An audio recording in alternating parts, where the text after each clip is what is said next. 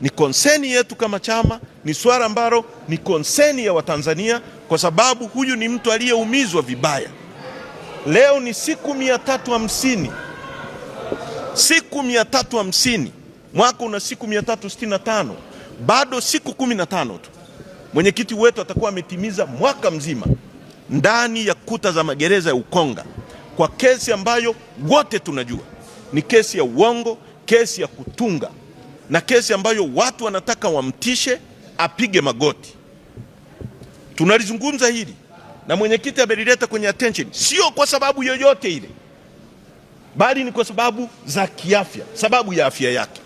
Sio kwa sababu hata wangetaka kudrag, angekuwa mzima, hata wakidragi kesi miaka 3, hakuna siku tutapiga magoti kama tulivyosema siku ya kwanza. Lakini kuendelea kudragi hii kesi, na hii inaileta kwenu wa Tanzania, lolote litakalo mpata Tundu Lissu akiwa chini ya hawa watu, watakuwa na sababu ya kueleza Watanzania nini kimetokea na kwa nini wamemshikilia.